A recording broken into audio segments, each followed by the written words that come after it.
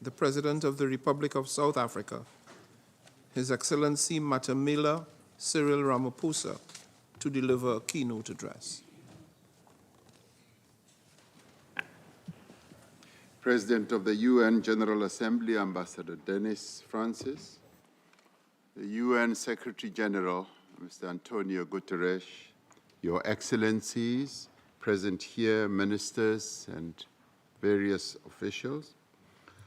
Humanity is currently confronted with the convergence of a climate crisis, recessions, increasing conflicts in a number of places around the world, environmental degradation, rising food insecurity, deepening poverty, and unacceptable levels of hunger in many countries. When the 2030 Agenda for Sustainable Development Goals was agreed upon, the overarching principle was that the most vulnerable in the world would receive the support that they need. Yet at a time when solidarity was needed most, agreed international commitments have not been honored. Principles such as common but differentiated responsibilities are not being respected.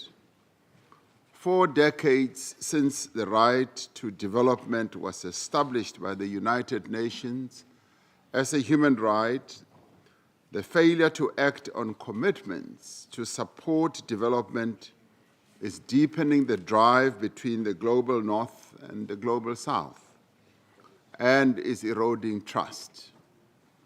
The Addis Ababa Action Agenda provides concrete plans for supporting development, and we once again call on various partners to support these plans. We welcome the numerous initiatives to assist the most pressing needs of countries in dire stress. These include around issues such as food shock window, resilience and sustainability trust, and the G20 Common Framework for Debt Treatment. However, sustainable and inclusive growth requires that we must do much more. We must strengthen and reform the international financial architecture, which is proving more and more to be inefficient and unable to address the challenges that many countries are going through, revolving around issues such as not being sufficiently representative and having been crafted in 1945.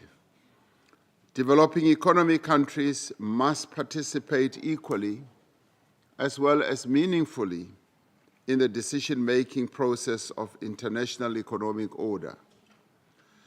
The mandates of multilateral development banks must be reframed to respond to the needs of developing economies. We must assert the principle of country ownership. Multilateral development banks must support projects and programs that are aligned to the development priorities and climate commitments of developing economy countries. The international tax system must also reflect the diverse needs and capacities of both developed as well as developing country economies. More innovation is required to enable the private sector to play a great role in addressing the finance gap. This includes a new approach to blended finance with a focus on the developmental impact of investments that are effected around the world.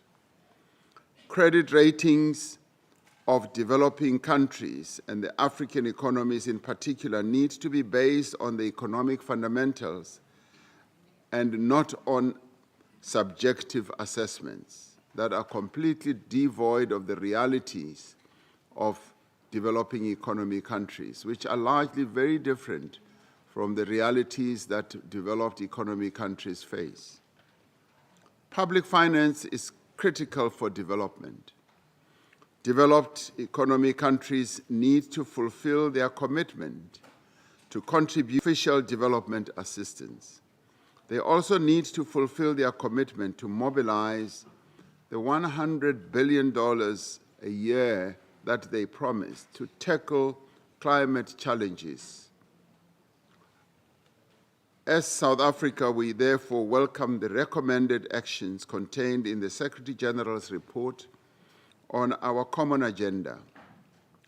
In the interest of our common progress and the survival and prosperity of future generations, we must act now, because failure to do so will just continue to deepen the crises that many countries are facing.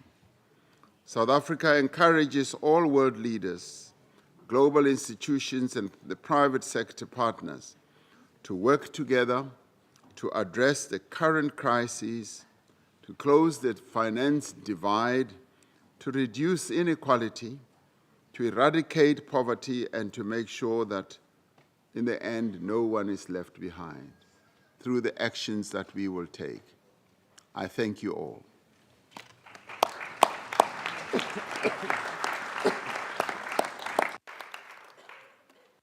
I thank the President of the Republic of South Africa, and I now invite His Excellency Charles Michel, President